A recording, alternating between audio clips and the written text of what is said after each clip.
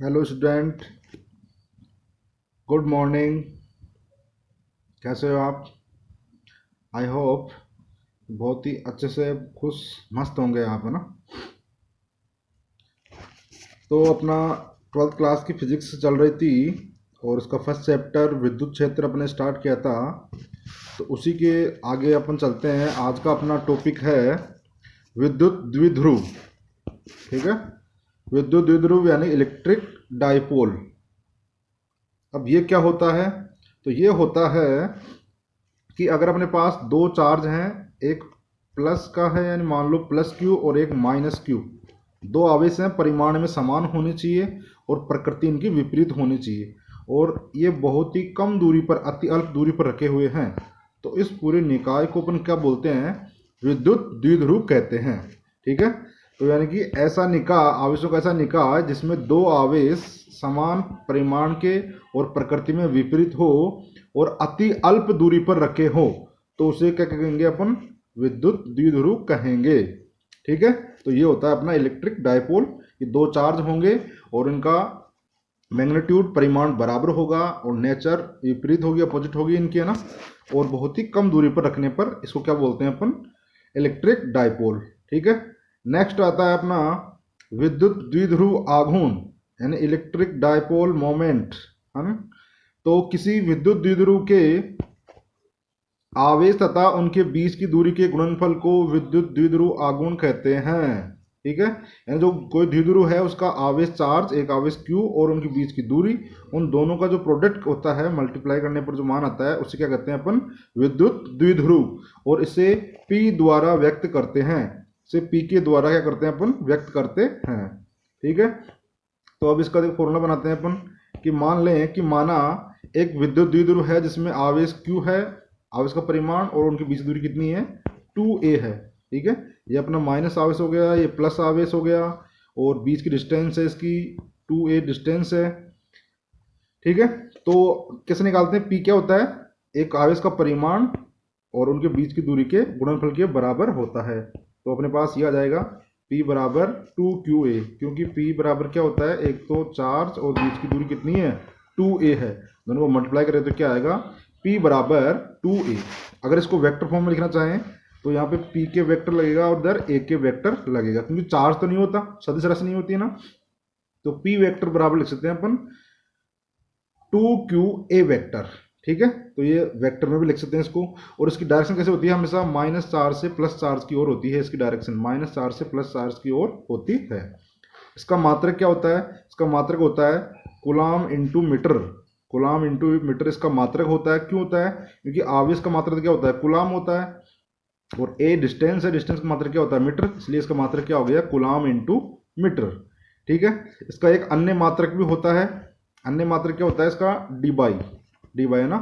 और D by, एक D by बराबर कितना होता है? 3.3 इंटू 10⁻30 कूलाम इंटू मीटर, इसके बराबर होता है 1 डी बाई। ठीक है, इसकी वीमा निकालें अगर, तो वीमा बताओ, वीमा कैसे निकलेगी? मात्रक से निकल जाएगी भाई। मात्रक क्या होता है इसका? कूलाम इंटू मीटर होता है ना। तो कूलाम का तो वीमा क्या होती है? 80 होती है, और मीटर मतलब लंबाई l। इसका मतलब क्या बन गया? m नहीं है यानी m0 l1 t1 a1, ये क्या हो गई? इसकी वीमा हो गई। तो m0 l1 t1 और a1, ये विद्युत द्विध्रुव आघूर्ण क्या होती है? वीमा, डायमेंशन आ गई इसकी। ठीक है, आगे चलते हैं अपन। आगे आता है अपने पास हेडिंग कि विद्युत द्विध्रुव के कारण विद्युत क्षेत्र की तीव्रता। अगर अपने पास से कोई एक डायपोल है तो उसके कारण विद्युत क्षेत्र की तीव्रता कैसे निकालेंगे ना? Electric field due to electric dipole. तो इसमें भी दो टाइप से निकालते हैं अपन। पहला हेडिंग आती है अपने पास कि विद्युत द्विध्रुव के कारण उसकी अक्षीय स्थिति पर स्थित कोई बिंदु पर विद्युत क्षेत्र की तीव्रता। ठीक है, कि इसका जो अक्ष है उसके ऊपर स्थित कोई बिंदु पर निकालना है अपन को विद्युत क्षेत्र की तीव्रता। तो वो कैसे निकालेंगे? इसको अक्षीय स्थिति बोलते हैं या अनुदैर्ध्य पर भी बोलते हैं ना, इसको अनुदैर्ध्य रेखा बोले या अक्षीय रेखा, कुछ भी बोल सकते हैं ना। तो इसके ऊपर कोई बिंदु स्थित है तो वहां पे विद्युत क्षेत्र की तीव्रता ज्ञात करनी है। तो उसके लिए अपन पहले अजम्प कर लेते हैं। मान लेते हैं कि माना एक विद्युत द्विध्रुव है जिसमें आवेश का परिमाण तो कितना है? q है, और बीच की दूरी कितनी है 2a है। तो इसके केंद्र से स्मॉल r दूरी पर एक बिंदु P लेते हैं जो कहाँ पर है, इसकी अक्षीय रेखा पर स्थित है, और जहाँ पे अपन क्या निकालनी है, विद्युत क्षेत्र की तीव्रता ज्ञात करनी है। ठीक है, तो ये अपन ने अज्यूमशन कर लिया, मान लिया। अब इसका डायग्राम देखो आप, डायग्राम जैसे मानना है, डायग्राम को देखे ही बोला गया पूरा कि ये इधर अपने पास माइनस चार्ज है, इधर यहाँ पे प्लस क्यू चार्ज है, और टोटल दूरी कितनी है 2a है। तो यहाँ पे सेंटर कहाँ पे होगा, इसका बीच में होगा, ये o क्या है, इसका सेंटर है। तो ये इधर वाली डिस्टेंस a हो गई और इधर वाली डिस्टेंस क्या हो गई, a हो गई। और इस सेंटर से कितनी दूरी पर है बिंदु P, r दूरी पर है ये बिंदु P। ठीक है, तो अगर ये यहाँ पे डिस्टेंस आ गई है तो मुझे बताओ इस प्लस q और p के बीच की दूरी कितनी होगी। यहाँ से टोटल सेंटर से r है तो ये कितने बचेगी, r माइनस a बचेगी क्या, और टोटल r है और इधर ये a है, तो अगर ये a माइनस करें तो क्या बचेगी, r माइनस a। ऐसे ही p की डिस्टेंस अगर माइनस q से बात करें तो r तो इतनी हो गई और a ये है, तो यानी कि डिस्टेंस कितनी जाएगी, r प्लस a हो जाएगी। तो माइनस q से डिस्टेंस हो जाएगी r प्लस a और प्लस q से डिस्टेंस होगी r माइनस a। अपन को निकालना क्या है यहाँ पे, विद्युत क्षेत्र की तीव्रता। तो विद्युत क्षेत्र की तीव्रता का फॉर्मूला क्या होता है अपना, ई बराबर क्या होता है, के क्यू अपॉन आर स्क्वायर।